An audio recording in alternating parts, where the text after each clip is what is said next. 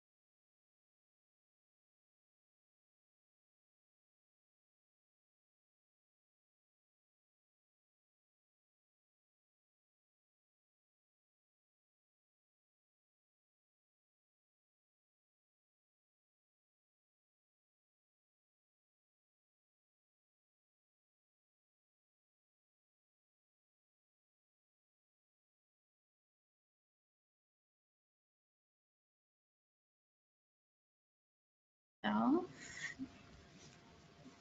Good evening, everyone. Thank you for being here today. My name is Marina Rabinovich. Sorry for some of the delay with technical difficulties. I'm the past president of Southeast Chapter of SCCM, and we'll be doing some announcements and introduction this evening. We are, sorry, just getting my stuff together. Okay, first, again, thank you for being here today. I also wanted to thank our sponsors for helping us with for their support so we could hold these meetings on a regular basis. We have several sponsors throughout the states today, Cheetah, Astute, and Medical, Genentech, and Portola. So we thank you for your continued support. I have a few more announcements. First, I'd like to thank all of the hospitals who helped us celebrate National Critical Care Recognition and Awareness Month. I think it was a great success. And would also like to congratulate this year's recipients of the Barbara McLean Contributions to Critical Care Nursing Award. Celeste Did I say it right? A nurse at Grady in Atlanta. She received a Rising Star Award. And Sherry Plasters, a nurse at University of Birmingham, Alabama Hospital, also received the Lifetime Achievement Award, which both are obviously well-deserved. You can read more about their accomplishments in our recent newsletter. And you can nominate, as Barbara helping me out here, you can nominate a nurse that you feel has gone beyond their regular duties for critically ill patients for next year's Barbara McLean Contributions to Excellence in Nursing Care Award. It's usually awarded during May, during National Critical Care Awareness Month. Couple more announcements. We are holding our next ENLS course, which is an Emergent Neurologic Life Support course in August, on August 12th at Emory in Atlanta, Georgia. So if you're interested in participating in that, please register on our website. The next date for the next meeting is August 15th, when we'll have the Secretary of SCCM, Dr. Greg Martin, speak on a really novel idea in medicine: less is more. So I think it's going to be a very interesting topic. So join us on August 15th for this presentation. Next, our annual Spike Out Sepsis event, fundraiser event, is on September 15th. We're extremely excited for this year's event. It's going to be bigger than ever. We're hoping to raise over $12,000 this year for Sepsis Alliance. So you don't have to know how to play volleyball, so don't cross it off your list just because you don't know how to play volleyball, or if you're not athletic, if you think you're not athletic. This is a game for all ages and all levels. So if you're interested, please let us know. More information is on our website. You can play, you can volunteer. If you know any corporate sponsors that would be interested in supporting us, please let us know. Lastly, we do have a membership survey that's out for any members of the Southeast Chapter of SCCM. So please fill that out by Thursday this week. We'll be having a leadership retreat this weekend where we're hoping to incorporate some of the feedback that we're getting from our members. And if you're not a member of a Southeast Chapter of SCCM, please consider joining. We have membership forums at the check-in table. It's a great opportunity to network, get CE, get out and see other people from other hospitals, and participate in a lot of other events around critical care. So now I don't want anybody to be waiting any longer. I'd like to introduce our speaker for tonight, Barbara McLean, who's my dearest friend. I worked with Barbara for many years now, she's extremely well known in critical care and throughout the world. Has traveled the world, like she told the high school teens today that she's been to every country in all the continents except for one, and they've asked that question 3 times because they really did not believe her. That she's been to every country pretty much except for Iceland as far as continents go. So obviously she's well known in the world of critical care, very involved in numerous organizations and with the Council on SCCM, and has written numerous chapters and papers. Hemodynamics is her passion, so of course that's why she is here to this talk. And then she, like I said, she's traveled the world and spoke on this topic in many different countries and advanced the care in many different countries when it comes to hemodynamics in critically ill patients. So I welcome Barbara to the stand, and thank you. So we just want to be sure everybody can hear us, and they're seeing Marina, which is a beautiful view, and then it's going to be me. So not so beautiful. Oh, stop it. But happy to be here. Checking in, making sure everything is going, and I'm really thrilled. Thank you. You can just turn it off. Thank you so much.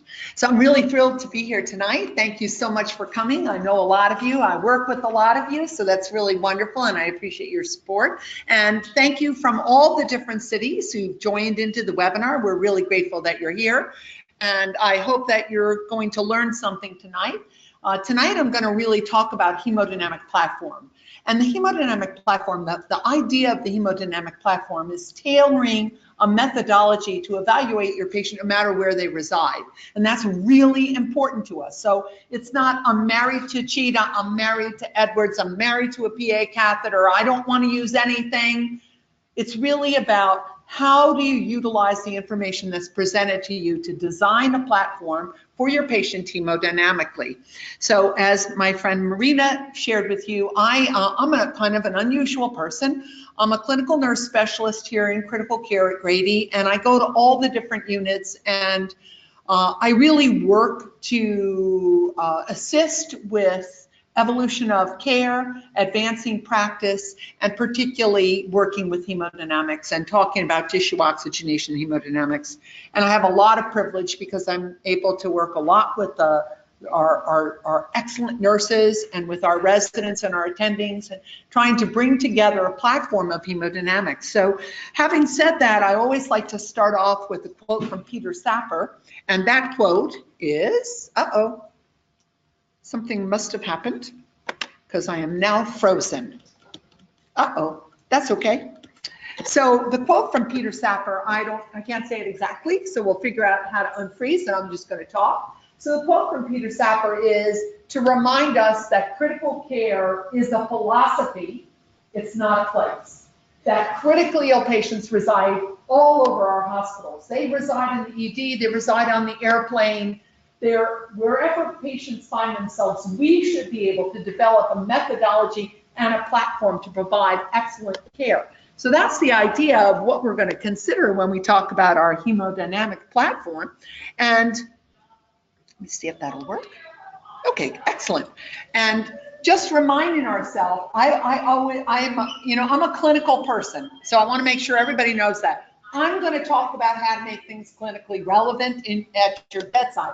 And really importantly is to make decisions that are appropriate for patients in the moment.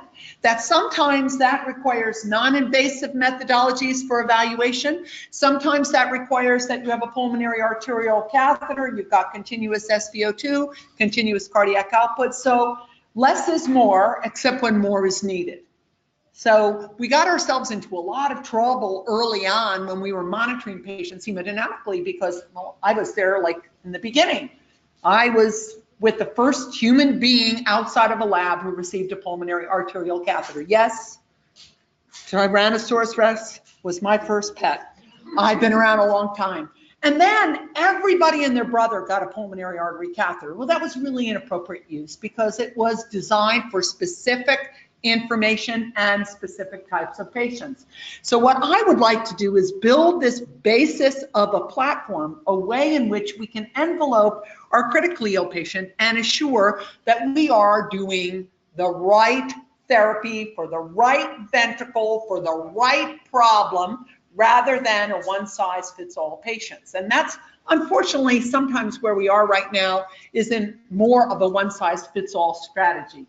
I really appreciate this quote from Albert Einstein, and I'm going to apply this particularly to blood pressure. Particularly. Doing the same thing, so when we talk about evaluating patients, and we talk about insanity. Insanity is doing the same thing over and over and over again and expecting a different result. And the reason I refer this to blood pressure, because I'm going to talk about blood pressure just a tad bit here, is to remind us that we love blood pressure so much that we have a non-invasive cuff and we have an arterial line. We have all different methodologies, and we measure a lot of different ways of blood pressure and then make a decision about the one we like the most. And so we really have to think about how we're going to put together that hemodynamic scientific platform. And I think one of the things that's always important, because I hear lots of providers, lots of my colleagues will say, I can look at the patient, touch their hands and feet, I know what's going on. But really, you can't just look at a patient and know what's going on. You can, of course, utilize heart rate and the evolution of heart rate as an indicator of decompensation and as a compensatory mechanism for tissue hypoxia until proven otherwise. If what we're looking at is blood pressure, I think always very important to consider that the most valuable blood pressure that you can monitor is that which you are monitoring continuously. And I think that's a really critical piece in our evolution in hemodynamics and critical care, is to encourage continuous blood pressure monitoring. In whatever way you're going to do that. Do it from the pulse, do it from the A line, but actually encourage continuous blood pressure monitoring. By pulse oximeter, for most of us, when we think about the pulse oximeter and we're looking at SaO2 on the bedside monitor, we feel really happy when that number is above 92 or 95. But it's really important to remember that pulse oximetry actually evaluates lung gas exchange and not tissue oxygenation. So we really have to put this all into a framework of reference. And then, of course, the one sign that we all know and love, and that's urine output. And of course, we remember that changes in urine output are a late sign and a late predictor of hemodynamic decompensation. And typically by the time you see urine output decreasing, you are already in significant stages of shock. Now we know as we move forward, we have methodologies that actually give us much more valid measures and significantly more important information. But the problem, of course, is that we're at the bedside, we're integrating all these different monitors, we're looking at 4,000 points of data an hour, trying to apply that and really work out that which is important and trying to understand how we're going to put that into a platform. And the truth is, we just really have to focus on the meaningful. So I, of course, have my idea about what's meaningful, and I get to share that with you. But I think one of the most important things is, and I basically say there's 4 basic components of evaluation of hemodynamics, and they're pretty straightforward. Heart rate, respiratory rate, stroke volume, in whatever way you're going to measure that, and indicators of tissue oxygenation. That those 4 components can give us such valuable data in whatever way we choose to gather that. That when I speak to the residents, I talk a lot about these 4 components that can give us significant information. And then to remind you and to remind us all that what we always wanted to evaluate was left ventricular stroke volume. When we initiated a PA catheter, we hoped to look at left ventricular stroke volume. It was a right heart catheter, always was, always will be. But looking at LV efficiency and testing the heart is what we do every day in critical care. We give you volume, we're testing ventricular efficiency. We give you an inotrope, we're testing ventricular efficiency. We give you vasopressors, we're limiting ventricular efficiency.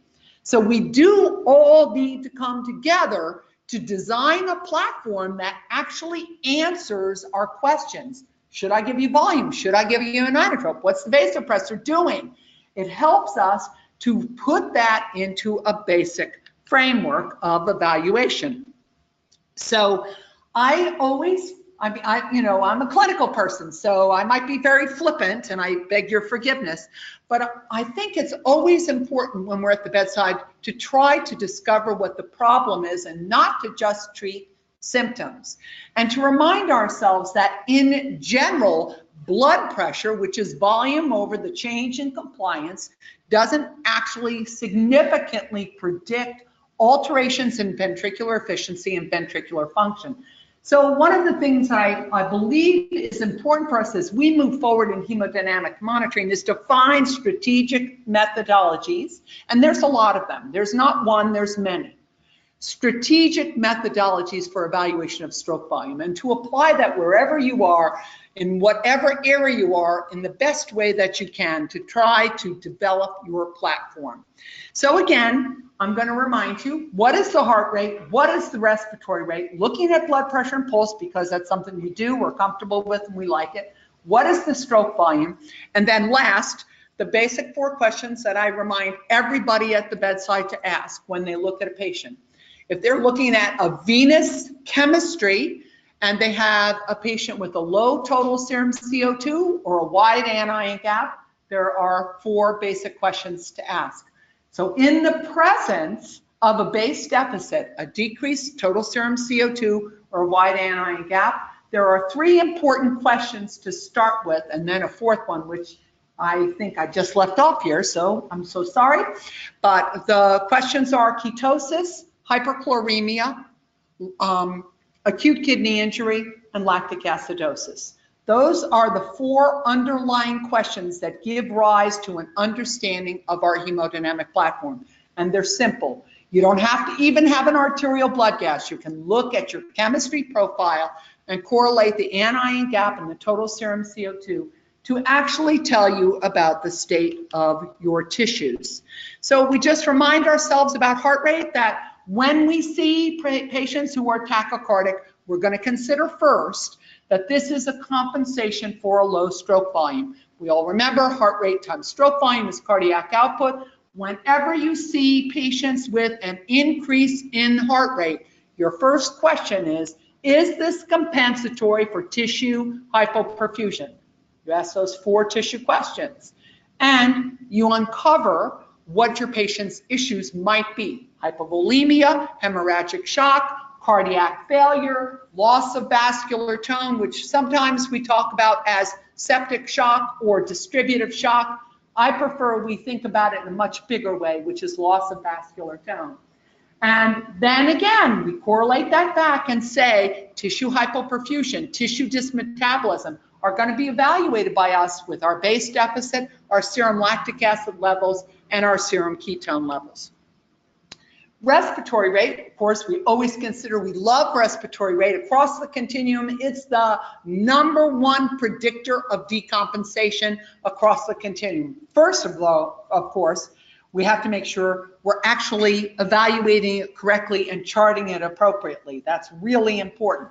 But I want to remind you that if I come to the bedside and I have a patient who is tachypnic, they have a rapid respiratory rate, then I am always going to assume that rapid respiratory rate is compensatory for tissue hypoxia until proven otherwise. And again, I'm going to look at the chemistry, I'm going to look at the anion gap, I'm going to look at the total serum CO2, and I'm going to check the arterial gas if I have it, actually confirming with a base deficit that my patient has metabolic acidosis. So always really important when we consider those values. Then we move to blood pressure, and I'm going to look at blood pressure in a little bit different way than what we're used to when we talk about blood pressure. I like to remind everyone, if there is one change that we can make in our clinical practice, it is to appreciate that blood pressure is not blood flow. Blood pressure is volume over change in compliance, and we can use vasopressors to improve the patient's driving pressures. We can improve the mean arterial pressure, but we don't want to increase blood pressure to the limitation of your stroke volume, and it's virtually the most important aspect that we can apply at the bedside. We want to remind ourselves that we measure it in multiple ways, that it requires a blood flow to actually be measurable. that I can maintain a blood pressure, but if I have a patient where I am actually titrating norepinephrine, epinephrine, placing the patient on vasopressin, perhaps giving serum cortisol, that when I see an increase in blood pressure, I don't want to confuse that with an improvement in blood flow. I can raise your blood pressure without the stimulation and hormonal stimulation, but I may not be improving blood flow, which is why I think the single most important aspect of what we do in today's practice is evaluate stroke volume. As we titrate up on a vasopressor and we improve blood pressure, we then look to see what's happened to our stroke volume. And if our stroke volume is decreasing, then we actually are not improving the probability for survival and reduction of organ dysfunction when we treat blood pressure rather than blood flow. Now that sounds like it would be a really simple thing. It's not easy. It's not easy for us to achieve this. It requires a lot of finesse and continuous reevaluation. But that's what we do in critical care, is we apply finesse and continuous reevaluation. It is important to remind ourselves that if we're looking at a pulsatile picture, like with pleth, with our SpO2, you have to have blood flow for that to be measurable. So I know anybody who's heard me speak before, and especially nurses who hear me speak, always hear me talk about this. We spend as nurses a lot of time moving our pulse ox from one hand to the other, then to the nose and the lip and the ear, and then to the forehead. 20 minutes have gone by. Your patient doesn't have blood flow. That's why you can't read your pulse ox, because you don't have blood flow. Now that's a really simple tool. You have to have blood flow to have a pleth and to measure saturated hemoglobin. So it's an important diagnostic tool. We get a lot of information when we apply our pulse oximeter, and we apply it well, and it's applied appropriately on the right finger with no nail polish or artificial nails, all of the strategies to apply it, but we're still not able to achieve a pleth waveform, which is the blood flow waveform, or a pulse oximeter signal that tells us that we have significant reduction in blood flow. So everybody in this room knows how to measure. I want to remind you that continuous strategically is always better than intermittent, that if you have a good arterial waveform, you shouldn't have a blood pressure cuff on your patient. It should be put away. We should not be monitoring invasive arterial pressure plus non-invasive oscillated blood pressure. Lots of times individuals want to look and compare those two. They're not the same thing. One is sound, the other is flow. So an arterial waveform, the area under the curve of your arterial waveform, gives you validation about blood flow. It may not be the blood pressure numbers you desire, but actually measuring with a cuff may not be the best way for you to validate that. And I'm happy to talk about methods for validating arterial pressure after this talk. So always want to remind ourselves that we are actually trying to achieve flow, and that we also appreciate that there really isn't a normal mean arterial pressure where we know absolutely if your mean arterial pressure is above this, you are going to have a significant improvement in survival. And if your mean arterial pressure is below this, you are absolutely going to have degradation of your organs and rapid journey towards mortality. There has not been significant benefits shown. So in a really beautiful study, it's old, but it's a wonderful study from Will Shoemaker, and he correlated with some other colleagues, looking at blood pressure monitoring. 74% of survivors achieved normal values.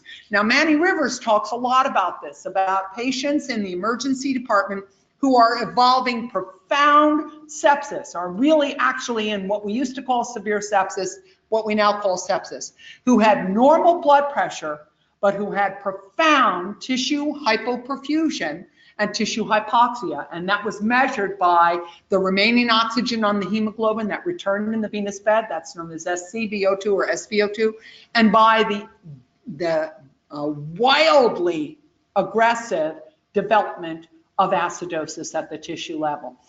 Yet, so many of those patients that he looked at in his early trials, Manny Rivers is the early goal-directed therapy, the early goal-directed therapy guru, I would say. he looked at a significant amount of patients, and they correlated to the patients that were in historic evaluation, that so many survivors actually achieved normal values, and so many non-survivors achieved normal vital signs. And of course, that's the one we're most interested in, is the patient group that has normal vital signs, but who is actually getting ready to crash. So I just want to remind you, blood pressure is the least reliable and the most measured and the most valued. We all are very interested in blood pressure, and I'm not saying not to be. I just would like to remind us that we are more interested in blood flow than we are in blood pressure. That doesn't mean you're not going to use vasopressors. It doesn't mean you're not going to have a focus on blood pressure. Certainly doesn't mean that you're not going to have a focus on mean arterial pressure. You are. But we have to actually put it into the framework of reference for what's appropriate. So really nice article that was published in Critical Care Medicine in 2013, looking at methods of blood pressure measurement in the ICU and talking about the dyssynchrony of correlating automatic blood pressure cuff monitoring to invasive blood pressure cuff, and how that actually misled providers and what that actually did in terms of how we evaluated patients. So this was a huge analysis, and it was a retrospective analysis, looking at 27,000 simultaneous non-invasive blood pressure and A-line blood pressure. And what the number of patients for this kind of study, almost 5,000 patients, really significant.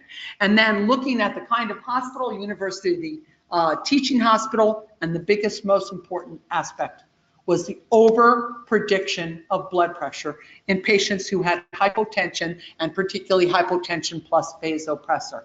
So a profound over-prediction in that blood pressure evaluation for those patients that then actually transitioned methodology of care. Now, they did show in this trial, looking at 5,000 patients retrospectively and gathering that meta-analysis data, that the mean pressure was relatively comparative between the A-line and the oscillated blood pressure. And so that, of course, is one of the things that we look at. And in this trial, they actually showed that a mean arterial pressure less than 60 was highly associated with acute kidney injury and death. Now, I want to remind you, I'm going to show you Barbara's basic rule of thumb for pressure, arterial pressure. So what you're seeing on the top is a representation of your systemic systolic pressure, and on the bottom, a representation of the pulmonary artery systolic pressure. And to remind us that systolic pressure is a measurement of the relationship of the arteries to the ejection of volume from the preceding ventricle. So when we talk about systemic arterial pressure, we're talking about left ventricular ejection. And when we're looking at pulmonary arterial pressure, we're talking about right ventricular ejection. It's also important to remind yourself when you're looking at patients clinically that right ventricular ejection fraction is typically 40%. A normal right ventricular ejection fraction is 40% against a low resistant framework. And left ventricular ejection fraction is a range of around 60 to 65% is what's normal, ejecting against a high resistance framework. So when we see systolic pressure in the systemic arteries, we want to reflect that that is profoundly affected by LV ejection. And when we look at systolic pressure in the pulmonary artery, we want to reflect that that's representative of right ventricular ejection into the pulmonary arterial bed. And then most importantly, I want to talk about diastolic pressure. Diastolic pressure in the systemic artery and diastolic pressure in the pulmonary artery are profoundly reflective of the state of vascular tone. So if we have simple arterial pressure that we're looking at continuously, we want to separate it into a systolic measurement for LV ejection, if it's in the systemic compartment, and the diastolic measurement, which reflects the vascular tone. So when we come to the bedside and we add a vasopressor, what we initially will see is diastolic pressure will go up, systolic pressure will go up, and of course, the concomitant mean pressure will go up, because mean pressure is a reflection of the diastolic pressure and the systolic pressure. But at some point, as you go up on vasopressors, systolic pressure starts to come down. And when systolic pressure starts to come down, we have to step back from that and ask the question, have we limited ventricular ejection? So simple blood pressure monitoring, utilizing systemic arterial pressure to reflect the state of the systemic arterial vascular tone and the response of the arteries to LV ejection, and applying that same rule of thumb for the pulmonary artery if we're fortunate enough to have a pulmonary arterial catheter in a patient who needs it, looking at pulmonary systolic pressure as a representation of RV ejection, and pulmonary artery diastolic pressure as a representation of vascular tone and volume loading. This becomes much more clear to us in terms of how we want to evaluate our patients. So I love this. I want to be sure. Okay, because sometimes when you move your slides to other people's programs, some things become uncoupled. So I'm very happy it did not become uncoupled.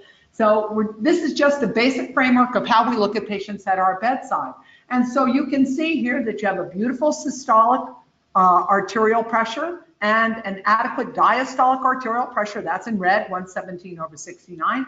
And below that, we have pulmonary artery pressure. And this patient, of course, has pulmonary hypertension. We know that because PA systolic pressure should be 20 to 30. PA diastolic pressure should be 15 to 18. And this patient has very significant pulmonary hypertension. Now, if our goal is to increase blood flow for this patient, as we increase blood flow, we're going to expect to see that the pulmonary pressures will go up and the systemic arterial pressures will go up. But I'm just going to, I know they can't see me, but I'm pointing out to you the Untitled CO2, which I think is a really undervalued methodology for evaluating patients in critical care, because Untitled CO2 tells you first about the recruitment of your lung, and secondly, about the perfusion through the pulmonary bed. So we always want to be able to incorporate that. It's a little bit beyond what I'm talking about here today, but anytime you see me, if you want to talk about it, I'm happy to uncover that. But we can look at this patient. We feel when we look at this patient that he appears to be relatively functional. He has a heart rate of 94, he has good arterial pressure, he has a reasonable pulmonary arterial pressure in the face of pulmonary hypertension. He has a rather large CVP, but that's reflecting some other issues that we're not going to talk about here, and also his pulmonary hypertension. He has an end-tidal CO2 that is low, and he has a rapid respiratory rate. But if I told you that he was on 18 of norepinephrine and 6 of epinephrine, he wouldn't look quite so good, right? Those numbers look good, but in relationship to the strategy that we've applied. And if I told you at the onset, when we started titration of vasopressors, he had a base deficit of -5, and now he has a base deficit of -12. We can see that we may have improved his blood pressure, but we did not improve his blood flow. So I want to talk very quickly about a methodology, depending on the technology that you have and the kinds of monitors you use, that allow you to look, utilizing a pulse and a pleth, to actually look at pulsatile variation.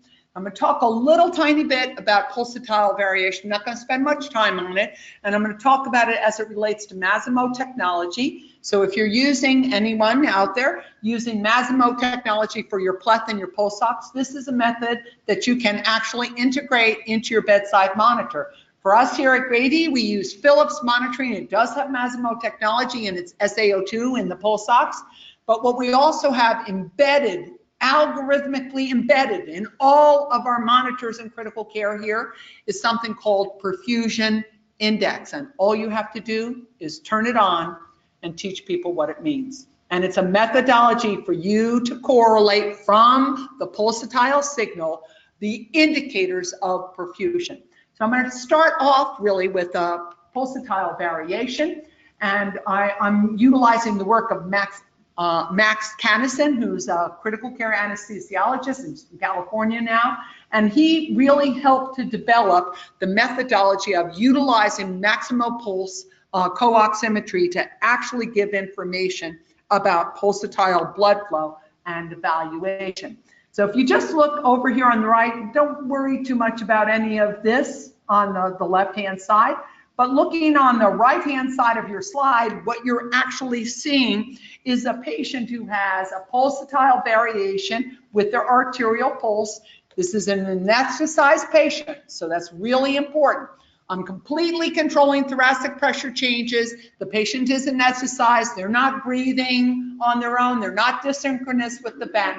But what we can see in that patient who we are controlling their breathing pattern, we can see that the patient has a lot of variation that's associated with the changes in thoracic pressure that are then communicated to the ventricular chambers. So on the top, what you're actually looking at is arterial pulse pressure variation, and this is a significant amount of variability. In our ICUs here, we talk about stroke volume variation. We also talk about systolic pressure variation.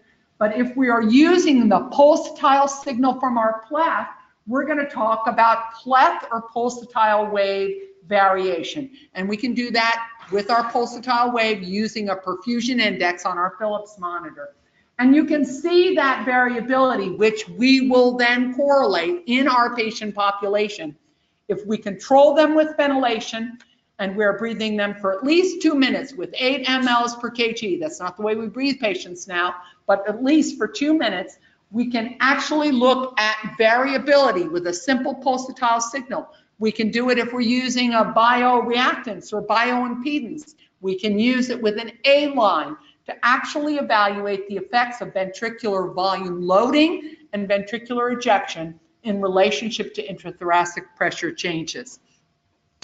So if we just take a quick look at PVI calculations, just a percentage, and when the percentage is low, that means you have very little pleth variation. When the percentage is high, you have a high pleth variation. Now this goes with the Massimo technology. But if you're using Philips monitors, you can turn on perfusion index at your bedside monitor, and the reverse numbers are actually true. In perfusion index, the lower the number, the worse the blood flow. The higher the number, the better the blood flow. So this is something that we can employ quite easily for the majority of us in our bedside looking at our patients. Okay, so what this allows us to do is give some idea about testing the ventricles, giving fluid and seeing if patients respond. We always want to remind ourselves, I think it's always important to remember, the fluid you give is into the peripheral vein or the central vein. It has to make its way from that central vein through the right atria, right ventricle, pulmonary artery, pulmonary vein, left atria, left ventricle, and out into the systemic artery. So the question always is, did the fluid I give you actually appear in the systemic artery? And we can look at our pleth variation, we can look at our perfusion index, we can look at thoracic stroke volume, we can look at arterial-based pulse contour technology. This helps us to predict whether or not patients will respond to fluid. So we use these methodologies, the variation of perfusion, which is actually about the variation of left ventricular filling and ejection in relationship to breathing, that tells us whether or not patients need fluid.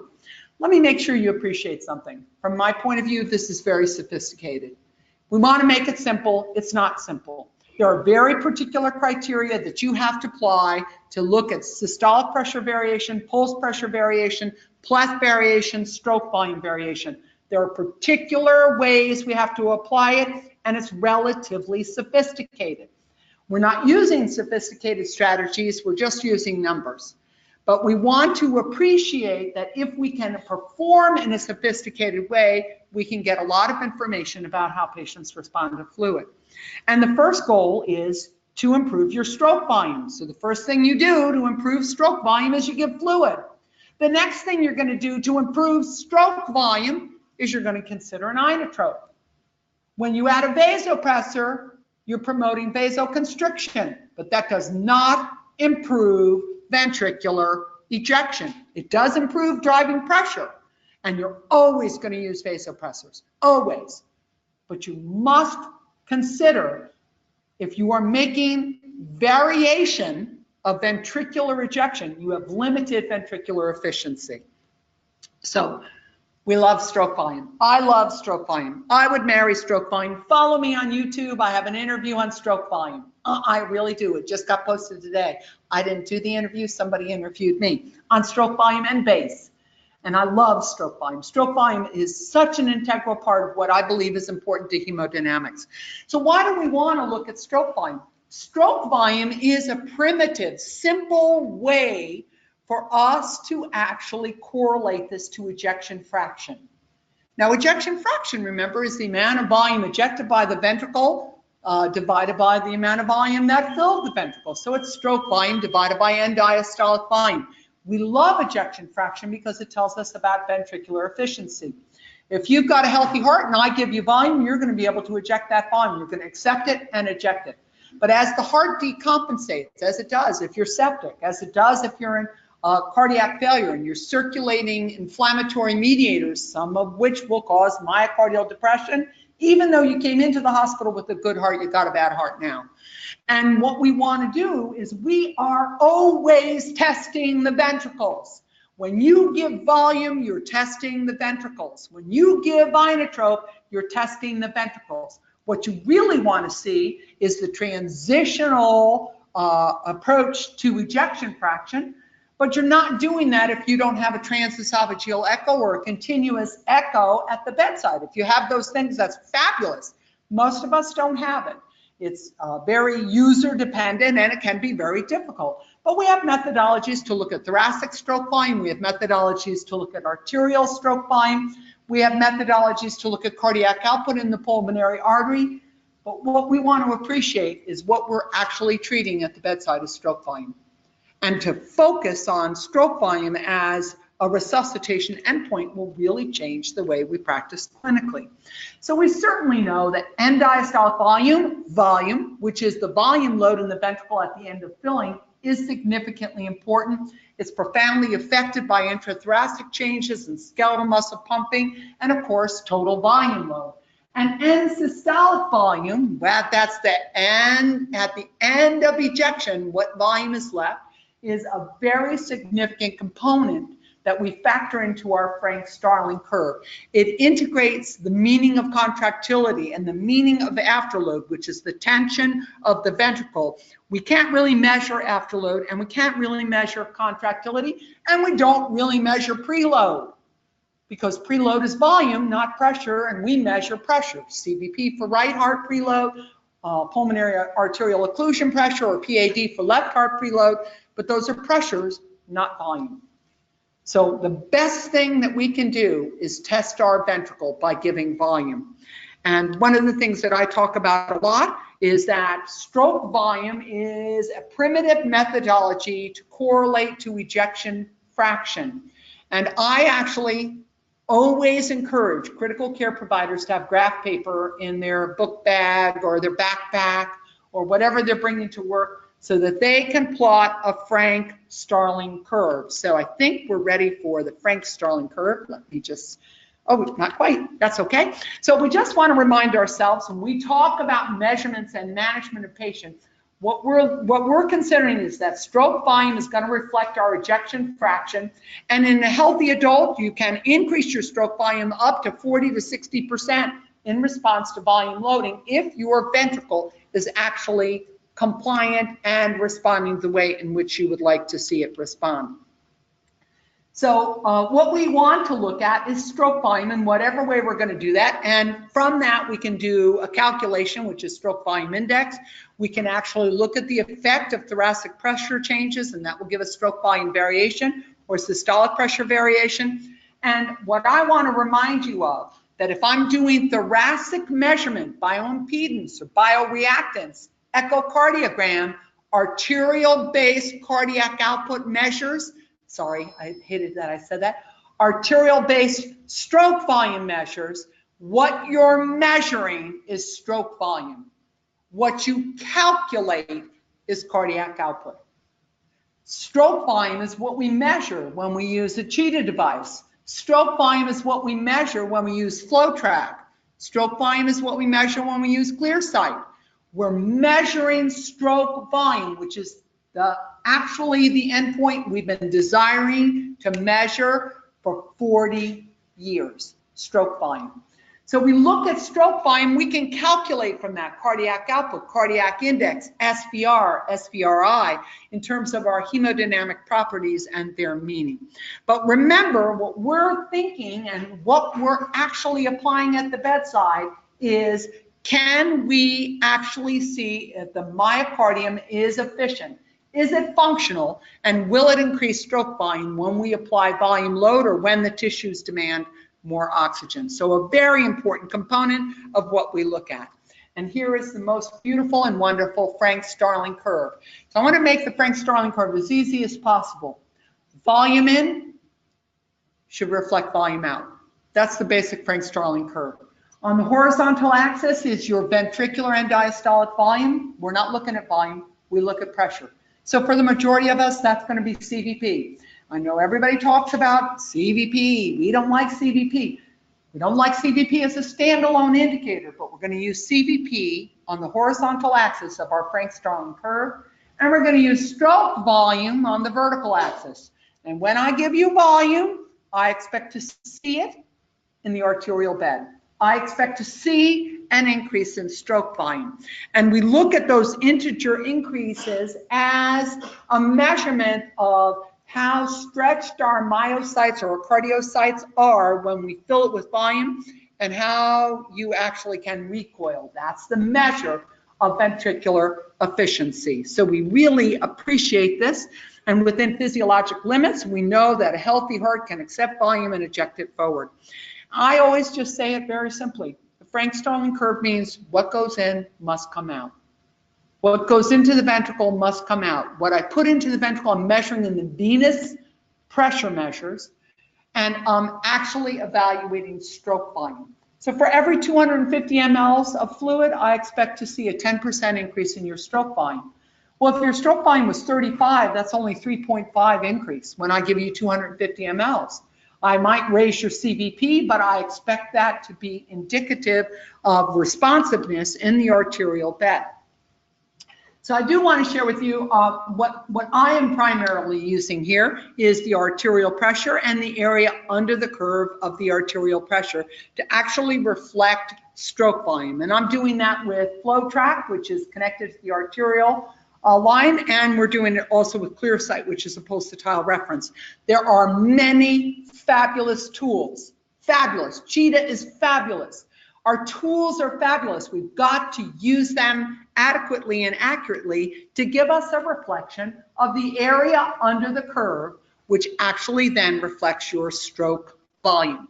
So again, I want to remind you about your systolic pressure and your area under the curve, your diastolic pressure as an indicator of vascular tone. And when we come to the bedside and add vasopressors, we look at the responsiveness of the diastolic pressure.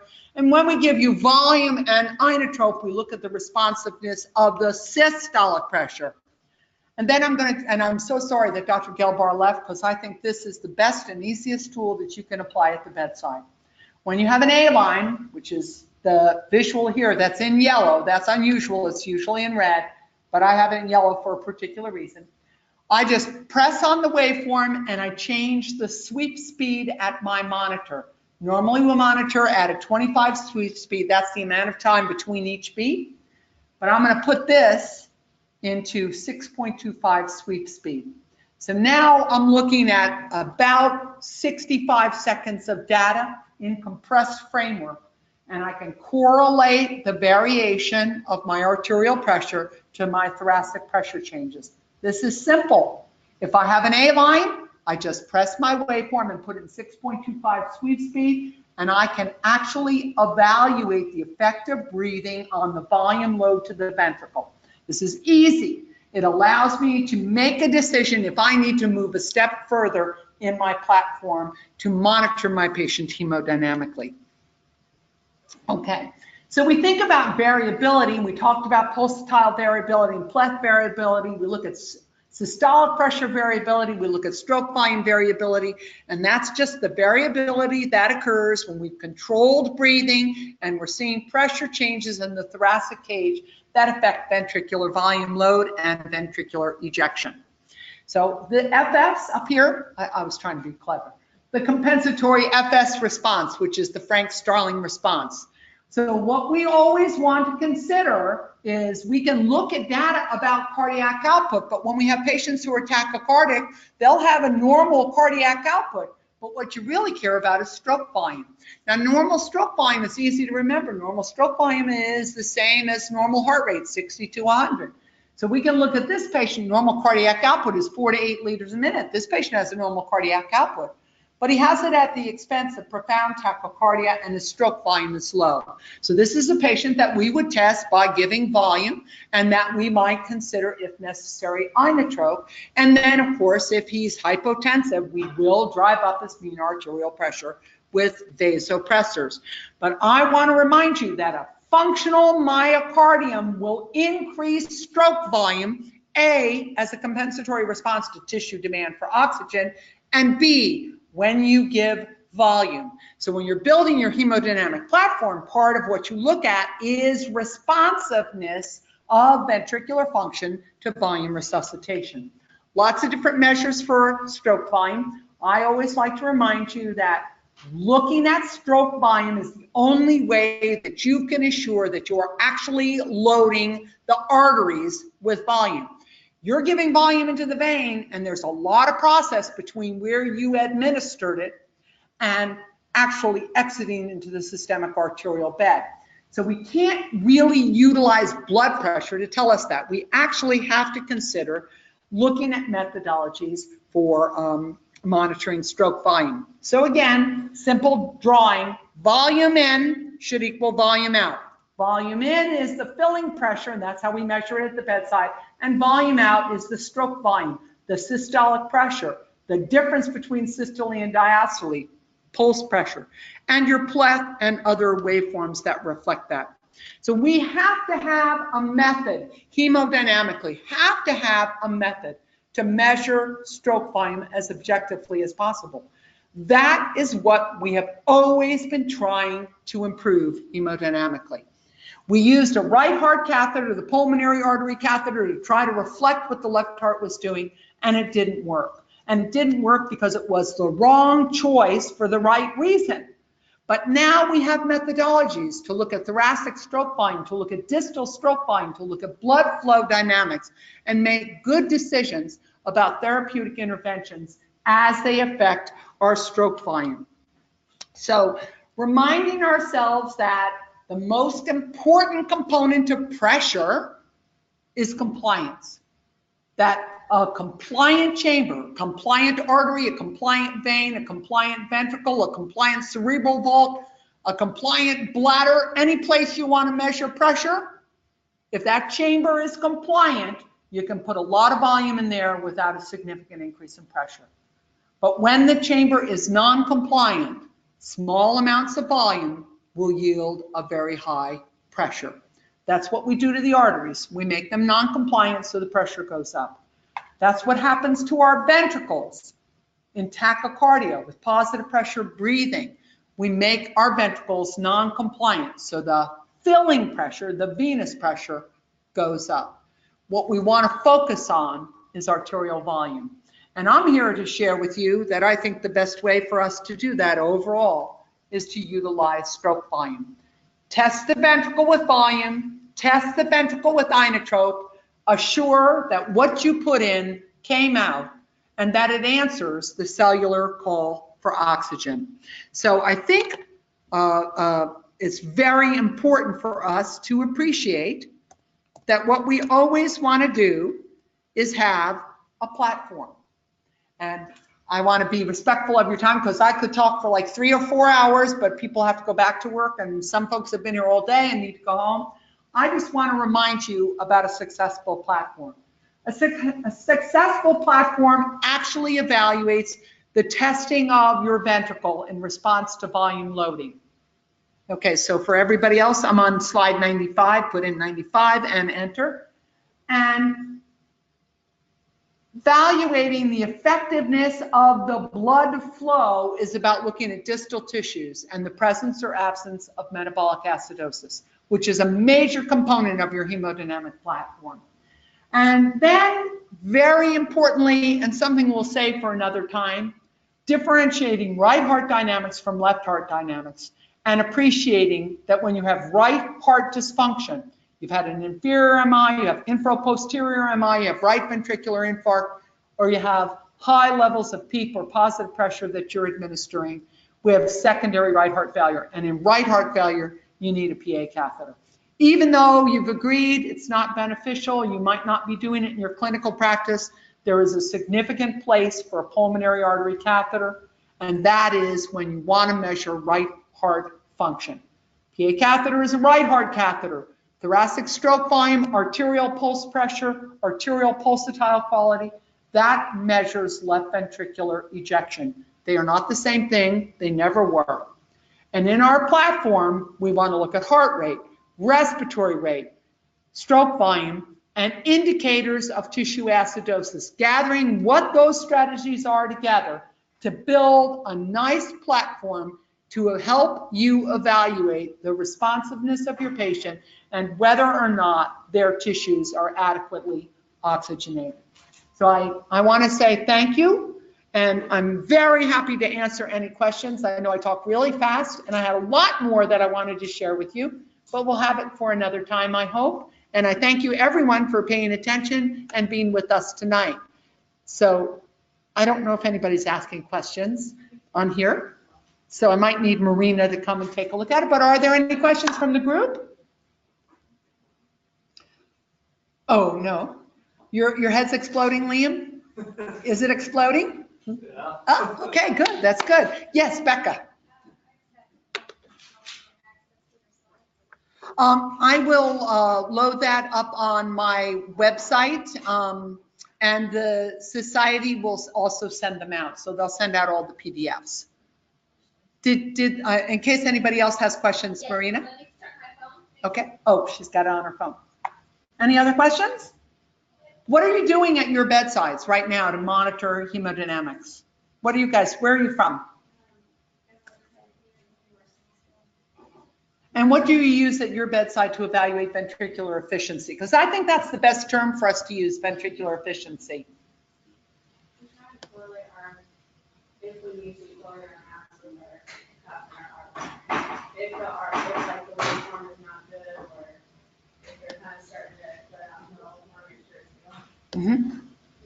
But we also try to get the arteries out. Well, and that's such a great strategy because, of course, it's an invasive line and we want to protect our patients. I think the thing that I would always tell you is that an unstable patient, I think the more unstable the patient and the more support you're giving the patient, the less valid your oscillated blood pressure is. So the mean may be very valid, but the rest of the numbers are going to become less valid. And actually, when we check our arterial line, there are some other ways that we can validate the appropriate reading of the arterial line rather than just comparing it to oscillated blood pressure. So if you want to talk about it later, we can talk about it later. Okay, so what about other folks? How about you guys in the back? Where are you from? So we are new pharmacy residents at Grady. Oh, excellent. Excellent. Well, we're going to be doing some things together, I'm sure, and that will be really helpful. How about you? We mainly do bacterial pressure and try to correlate with, patient clinical status, output, medication. Okay, good. So again, I want to reiterate that blood pressure does not tell you about blood flow. So one of the things that we want to make a commitment to in terms of our hemodynamic evaluation is moving more towards a platform of blood flow and less towards a platform of blood pressure. So I don't think there's any questions from anywhere. Is there? Oh, Northside Hospital said they use FlowTrack, which I'm assuming they're responding to my question about what are we doing for monitoring stroke volume. Yes. Can you explain more about the speed or 6.5? Oh, you'd like me to tell you more about that? Okay, so I'm not sure where that slide is, but I'll see if I can get back to it. Oh, nope, we're frozen. Okay, so when we look at generalized monitoring of our patients, we're monitoring in 25 sweep speed, which gives us about 13 seconds of data on our monitor. When we put the patient on 6.25, it compresses the data. so that I'm looking at a lot more information on my screen, and what I'm going to look at is the variability that might occur as the patient is breathing. I use 6.25 sweep speed to tell me everything I want to know about my patient, with an A line, with a PA line, with the occlusion pressure, and with CVP. I find that when you go to 6.25 sweep speed and you compress that data, you get a much bigger view of what's occurring for patients. And it used to be, so some of my colleagues that were up here were from neuroscience. It used to be in neuroscience, when you were monitoring ICP, you always monitored at 6.25 sweep speed, so you could compress the data and really see changes over time. So one of the things that we can do is, if we have concern that our patient doesn't have an adequate volume load, the idea is to say, every time you take a breath, that's going to affect the volume loading into the ventricle and the volume ejecting from the ventricle. That's what we call stroke volume variation. So if you're controlling your patient with the ventilator, you go to the A line, you press on the waveform, move the sweep speed to 6.25, you're going to be able to correlate the variability, which then is telling you that every time your patient takes a compressed breath, the LV ejects out more, but the RV fills less. And as they exhale, the LV fills less. And so you see this variability known as stroke volume variation, which indicates to us that our patient may be a volume responder. What I am going to tell you is that volume responders, patients who respond to volume, remind yourself that that volume is not just administering venous volume, but actually supporting arterial volume. And there's two ways to do that: volume loading and undertow. So we want to expand our view to help us understand the role of that measurement. And it's just really simple. Just at the bedside, go up and touch your monitor and put it into 6.25 sweep speed. So whatever monitor you use, you're going to be able to do that. Okay? Any other questions? Any questions from the outliers? I see that Northside started writing a question, but I don't see that. Oh, there is a question right Oh, there. what is? Okay, gotcha. Okay. Let's see if I can scroll. It's very difficult to see. Okay. Okay. Seeing the use of flow track in the surgical and trauma population, do you feel this is accurate? Let me see. So that question, I think, came from Northside, and their question was, we're utilizing a flow track. Flow track is the name of a transducer. And the flow track transducer converts the area under the curve of the pulsatile waveform into stroke volume. It's the area under the curve that is actually evaluated and projected as stroke volume. So the name of the transducer is flow track, and it connects to a monitor known as the EV1000. So I think that what I would tell you is just about every single measurement has some issues associated with it in terms of validity. But what we want to do is be able to look at trend over time. So if I'm using flow track, or I'm using Cheetah, or I'm using ClearSight, or I'm using the pleth variability, it's not the absolute number that's meaningful. It's the trend over time. If I'm giving you volume, I expect your stroke volume to increase. Is it absolute? Are those numbers absolute? No, but I'm looking at the trend over time. So one of the concerns that many providers have is that the evaluation of the arterial pulsatile contour, and that's all that area under the curve, there's some concern that it's not calibrated to fluid or iced fluid or lithium. But here's what I would tell you. The way that you calibrate to fluid or lithium or ice solution is what we've always done with the PA catheter. So the methodology of looking at thoracic stroke volume, which we can do with Cheetah, or we can look at arterial stroke volume, gives us a self-calibrated methodology.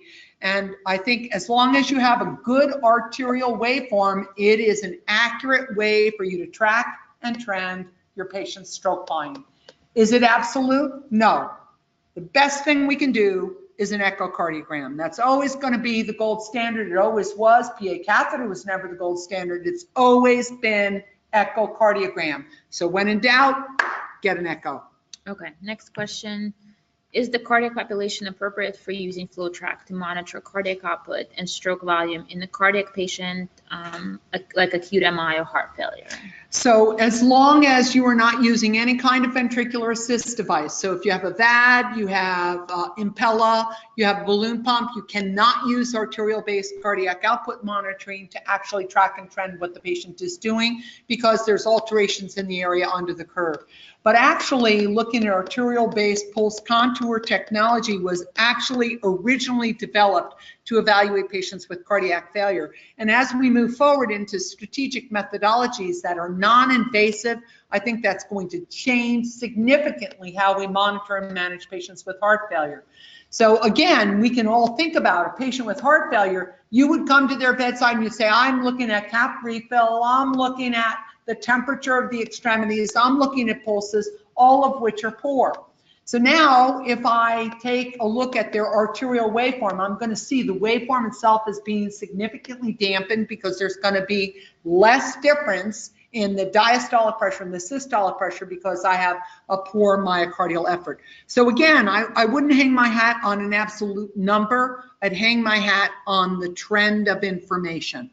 Okay, those are the, And that's those it? both questions came from the Augusta, Oh, not Northside. Sorry. okay. Thank you, Augusta. So if there's any other questions, I'd be very happy to answer. And if not, I hope that we'll see each other again, that we can work together to improve critical care, and in particular to improve the dynamic monitoring of your blood flow, which of course is hemodynamics, dynamic monitoring of blood flow. Thank you.